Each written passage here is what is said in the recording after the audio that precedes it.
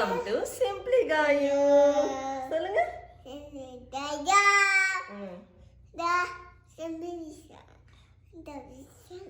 சொல்லு இவ்வளவு நேரம் ஏதோ சொல்லிட்டு இருந்தீங்க. Dear cooking சொல்லிட்டு இருந்தீங்க. Welcome to great Kirikalan magic show. அலைகடலான திரண்டு வந்து ஆர்ப்பாட்டமே இல்லாமல் இங்கு அமைதியாக அமர்ந்திருக்கும் என் ரசிக பெருமக்களே, உங்கள் எல்லோருக்கும் என் அன்பார்ந்த முதல் வணக்கம். பீஸா குக் பண்ண போறீங்களா? Do you like pizza? Okay, இன்னைக்கு நம்ம என்ன பார்க்க போறோம்னா பீஸா குக் பண்ண போறோம். அதுவும் ஹோம்மேட் பீஸா. நம்மளுடைய வியூவர்ஸ் ஒருத்தவங்க கேட்டிருந்தாங்க, ரமேஷ் நினைக்கிறேன். அவங்க வந்து ஹோம்மேட் பீஸா எப்படி செய்யணும்னு சொல்லிட்டு கேட்டிருந்தாங்க. இன்னைக்கு நம்ம வந்து பண்ணி பார்ப்போம். நானும் இதான் ஃபர்ஸ்ட் டைம் பண்ண போறேன். வாங்க எப்படி செய்யலாம்னு பார்க்கலாம். வீடியோக்குள்ள போகலாம். சொல்லு தியா, குக்கிங் என்ன பண்ண போற?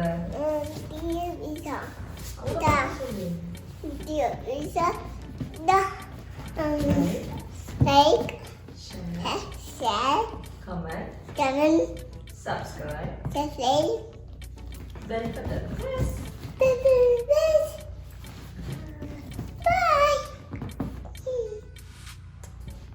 இப்போ நம்ம பீஸா செய்யறதுக்கு ஃபர்ஸ்ட் ஈஸ்ட்டை வந்து ஆக்டிவேட் பண்ணணும். ஃபர்ஸ்ட் 150 ml வார்ம் வாட்டர் எடுத்துக்கணும். வார்ம் வாட்டரில் 1 டீஸ்பூன் வந்து நம்ம ஈஸ்ட் போட்டுக்கலாம். ஈஸ்ட் பாருங்கள் எப்படி இருக்கும்ன்ட்டு. ட்ரை ஈஸ்ட்டு இந்தமாரி உங்களுக்கு டிபார்ட்மெண்ட் ஸ்டோரில் கேட்டாலே கிடைக்கும் ஈஸ்ட்டு. இது 1 டீஸ்பூன் சேர்த்துக்குவோம். வார்ம் வாட்டரில் சேர்க்கணும், அப்போ தான் அது ஆக்டிவேட் ஆகும். இது என்னதுன்னா சிங்கிள் செல்லுலர் ஃபங்கஸ். இது நல்லது தான், ஃபர்மெண்டேஷனுக்குலாம் யூஸ் பண்ணுவாங்க. இது போடுறதால மாவில் நல்லா உப்பி வரும், டபுள் மடங்கு ஆகும், சாஃப்டாக ஸ்பாஞ்சியாக வரும். இந்த பேக்கரி ஐட்டம்ஸ்லாம் வந்து யூஸ் பண்ணுவாங்க, ப்ரெட்டு செய்கிறதுக்கு, இது எல்லாத்துக்குமே டோக்கெல்லாம் வந்து இது யூஸ் பண்ணுவாங்க. இப்போது இது ஆக்டிவேட் ஆகிறதுக்கு சுகர் போடணும். சுகர் வந்து 2 டீஸ்பூன் சுகர் போட்டுக்கோங்க. இது என்ன பண்ணோம்னா சுகரை சாப்பிட்டுட்டு கார்பன் டை ஆக்சைடையும் எத்தில் ஆல்கஹாலையும் ரிலீஸ் பண்ணும். அதனால நல்லா மாவு உப்பி வரும். ஸோ இதை வந்து ஆக்டிவேட் பண்ணுறதுக்காக சுகர் போட்டுப்போம். இது வந்து இப்போ சுகரை சாப்பிட்டு நம்மளுக்கு வந்து நல்லா ஈஸ்ட் நல்லா ஆக்டிவேட் ஆகி நல்லா ஃபுல்லாக ஃபர்மெண்ட் ஆகி வரும். இது ஒரு 5 மினிட்ஸ் அப்படியே வச்சுப்போம். நெக்ஸ்ட்டு நம்ம வந்து பீஸாக்கான டோவை ரெடி பண்ணுறதுக்கு மாவு எடுத்து வச்சுப்போம். வாங்க, இப்போ நம்ம பீஸாவோட பேஸ் வந்து ரெடி பண்ணணும். அதுக்கு என்ன வேணும்னா நம்மளுக்கு மைதா. ஓகேவா? மைதா வந்து 2.5 கப் எடுத்துக்கிறோம். 2.5 கப் வந்து மைதா மாவு எடுத்துப்போம்.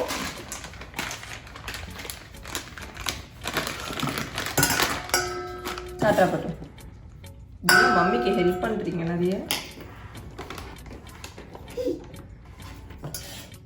1 கப்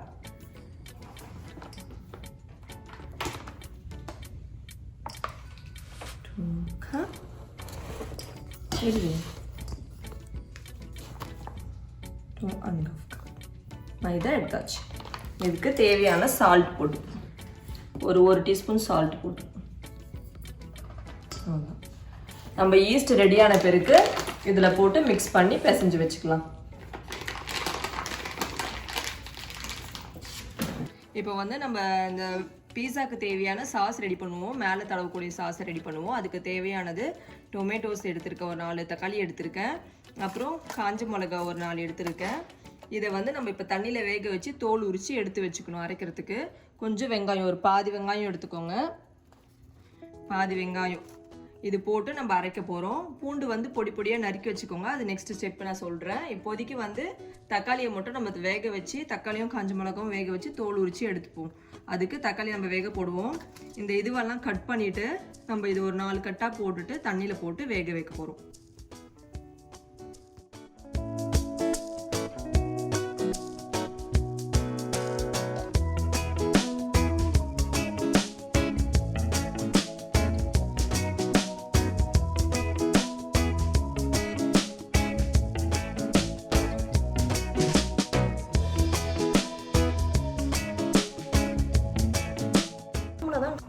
தக்காளியை நல்லா வேக வச்சுக்கோங்க. தக்காளியும் காஞ்ச மிளகாவும் போட்டு வேக வச்சுருக்கோம்.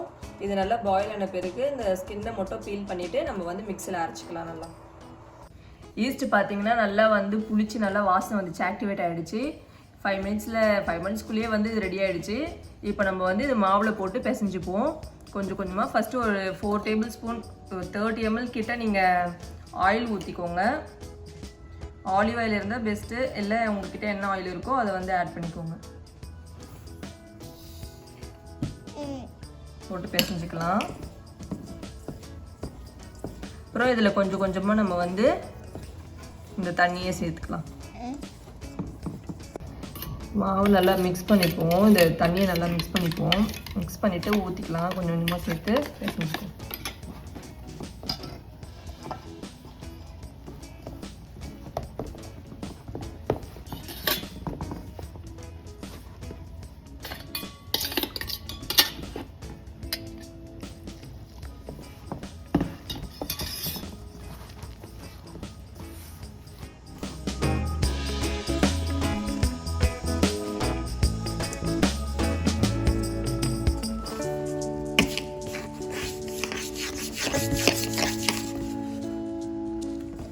மாவு வந்து நம்ம நல்லா பிசைஞ்சிக்கணும்.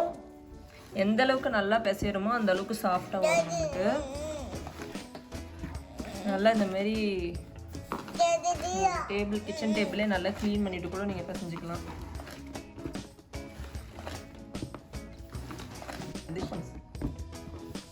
தியாவும் ஒரு சைடு மாவு பிசைகிறாங்க. அவளுக்கு ரொம்ப ஆர்வமாக இருந்தா. நானே ஒரு வாரமாக சொல்லிட்டு இருந்தேன், நீயும் நானும் சேர்ந்து நம்ம பீஸா செய்யலாம் அப்படி சொல்லிட்டு இருந்தேன். அதனால ரொம்ப ஆர்வமாக இருந்தா. நல்லா பிசைங்க. அந்த இதை வந்து மேலே கொஞ்சம் எண்ணெயை விட்டு தடவிட்டு தட்டு போட்டு இதில் ஈர துணி போட்டு மூடி வச்சுக்கோங்க. ஒரு 2 மணி நேரம் ஆகணும். மினிமம் 2 மணி நேரமாவது ஆகணும். அப்போ தான் வந்து அது நல்லா உப்பி வரும். எந்த அளவுக்கு நல்லா உப்பி வருதோ அந்த அளவுக்கு நல்லா சாஃப்டாக வரும். க்ளோஸ் பண்ணி வச்சிடலாம். அவ்வளோதான். தக்காளி நல்லா பாயில் ஆகிடுச்சு. இப்போ பாருங்கள், தோல்லாம் நல்லா ஷ்ரிங்க் ஆகி வந்துச்சு. இப்போ வந்து நம்ம ஸ்டவ் ஆஃப் பண்ணிவிட்டு தக்காளிலாம் எடுத்து வச்சுப்போம், ஆறட்டும்.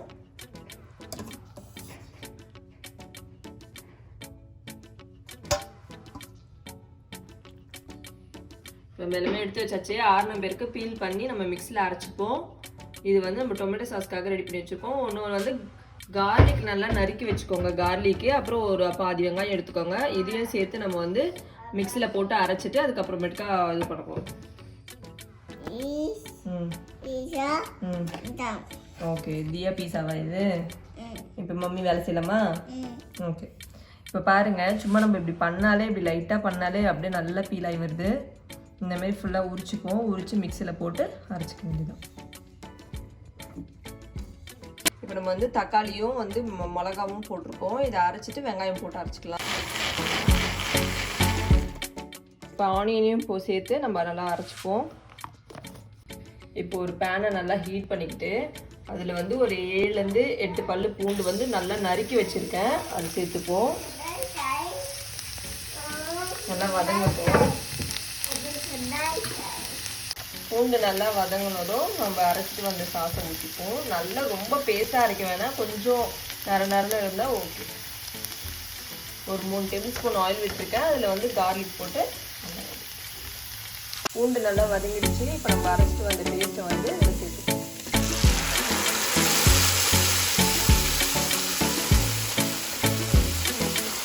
சாஸே இதுக்கு தேவையான சால்ட் போட்டுப்போம்.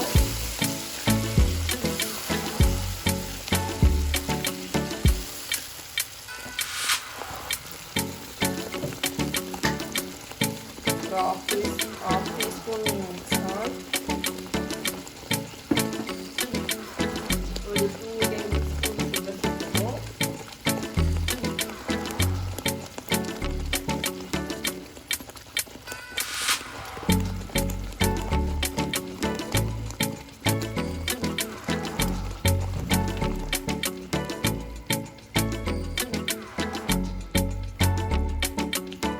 நல்லா வதங்கட்டும். இதோட சாஸ் கன்சிஸ்டன்சி வந்து நம்மளுக்கு ரெடி ஆகிடுச்சு. இந்த மாதிரி இருந்தால் ஓகே.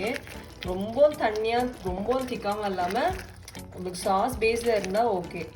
இப்போ இதில் வந்து நம்மக்கிட்ட சீசனிங் வந்து என்கிட்ட வந்து ஆர்கானோ சீசனிங் இருக்குது. அது மட்டும் நான் போட போகிறேன். அப்புறம் அது இருந்தால் போடுங்க, அப்படி இல்லைனாலும் ஓகே. என்கிட்ட இருக்குது, அதனால் இது மட்டும் போடுறேன் நான். 1 ஸ்பூனு. நெக்ஸ்ட் சில்லி ஃப்ளேக்ஸ் போடுங்க. சில்லி ஃப்ளேக்ஸ் என்னன்னா காஞ்ச மிளகா இருக்குல்ல, அதை நல்லா க்ரஷ் பண்ணி இல்லை மிக்சியில் ஒரு அடி அடிச்சுட்டு காஞ்ச மிளகா சும்மா மேலே சேர்த்துக்கோங்க. உங்களுக்கு காரம் கொஞ்சம் லைட்டாக ஸ்பைசி இருக்குன்னா ஓகே, சேர்த்துக்கணுன்னா சேர்த்துக்கோங்க. இதில் கொஞ்சம் பெப்பர் சேர்த்துக்கோங்க, சும்மா 1/2 டீஸ்பூன் பெப்பர், அவ்வளோதான். லைட்டாக கலரி விட்டுட்டு ஆஃப் பண்ணிடலாம்.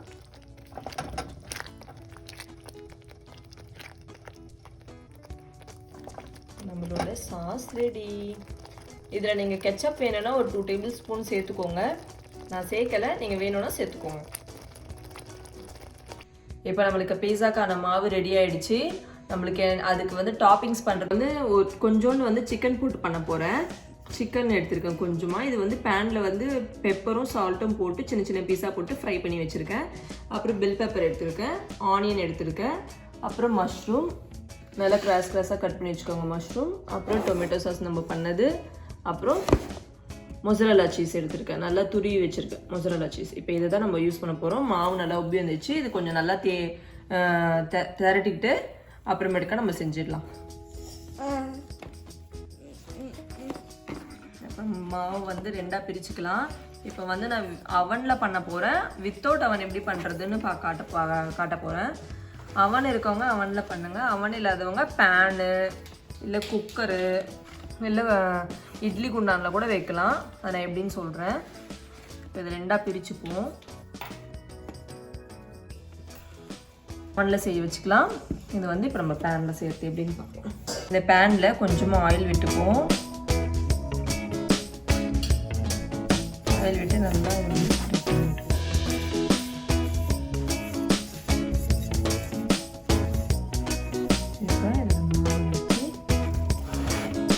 ஸ்ப்ரெட் பண்ணிடுவோம்.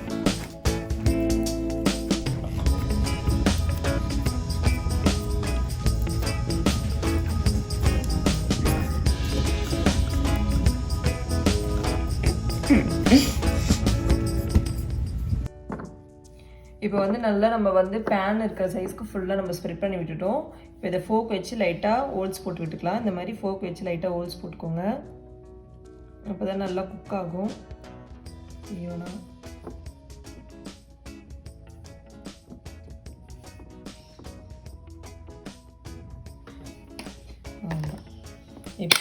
இப்போ வெயிட் பண்ணிதியாமா வந்து நம்மளோட சாஸ் போட்டுப்போம். சாஸ் நல்லா ஸ்ப்ரெட் பண்ணி விட்டுக்கலாம். தியா வெயிட்மா மம்மி சொல்லும்போது போடணும். இப்போ நம்ம சாஸை நல்லா வந்து ஸ்ப்ரெட் பண்ணி விட்டுட்டோம். தியா வந்து ரொம்ப அவசரப்படுறா. சீஸ் எடுத்து போட்டுகிட்டே இருக்கா. சீஸ் கொஞ்சம் போட்டுக்கோங்க. இப்போ போடுங்க சீஸு. இப்போ எடுத்து போடுங்க சீஸு. இப்போ மேலே கொஞ்சம் மொசரல்லா சீஸ் போட்டுப்போம். இப்போ வந்து நம்ம டாப்பிங்ஸ் பண்ணலாம். ஃபஸ்ட்டு மஷ்ரூம்லேருந்து ஸ்டார்ட் பண்ணுவோம். வெயிட் ஆகிட்டு வெய். நான் வந்து சிக்கன் வந்து அவன்ல வைக்க போறேன். இப்போ வெஜ்ஜு தான் இதுல செய்ய போறேன். இந்த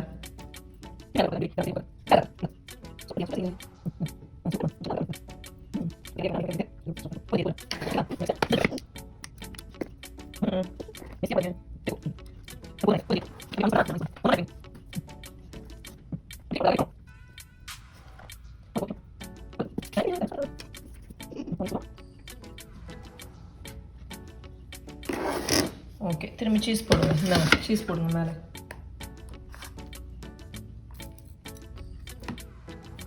சீஸ் போட்டுக்கலாம். ஒரே இடமா போடாது, ஸ்ப்ரெட் பண்ணி போடுதியா.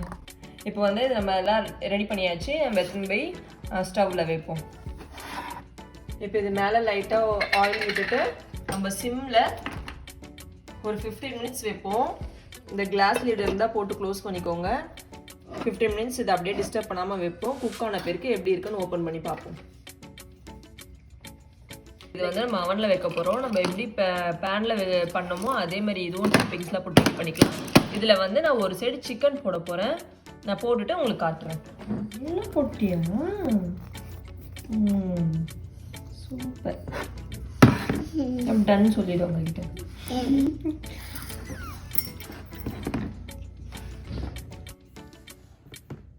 ஒரே இடமா போடாது, கொஞ்சம் ஸ்ப்ரெட் பண்ணி போடணும். அப்புறம் ஒரு ஆளுக்கு மட்டும் நிறைய சீஸ் போடும், நம்மளுக்குலாம் இருக்காது. ஏன் நிறைய போடாது, நிறைய போதும் எனஃப். இது இப்போ நம்ம அவனில் வச்சுருவோம். 450 டிகிரி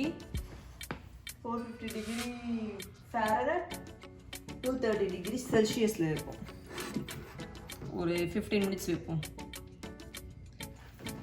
ஓகே, இது எப்பவுமே அவனில் வச்சுருவோம். இப்போ நம்ம இதை வந்து அவனில் வைப்போம்.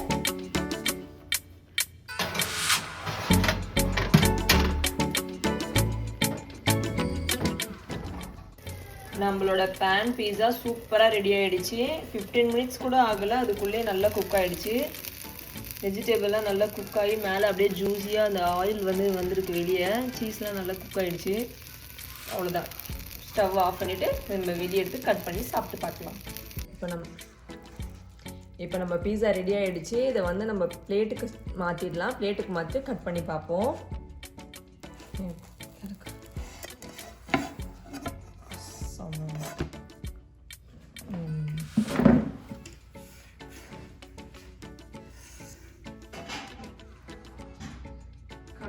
இப்போ இதை நம்ம கட் பண்ணுவோம்.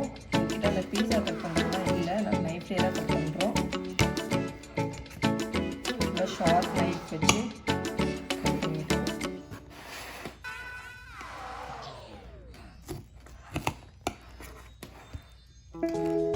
ஆறட்டும், அப்புறம் எடுத்து சாப்பிட்டு பார்க்கலாம். நம்ம வந்து அவனில் வச்ச பீஸாவும் ரெடி ஆகிடுச்சு. 15 மினிட்ஸில் ரெடி ஆகிடுச்சு. இதையும் நம்ம கட் பண்ணி பார்ப்போம்.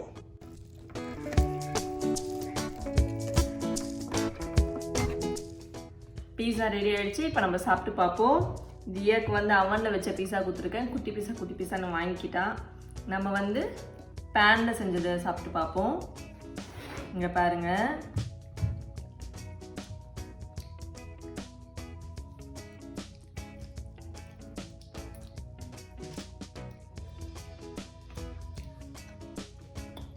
சூப்பராக இருக்கும். சாஸ் போட்டு சாப்பிடுவோம்.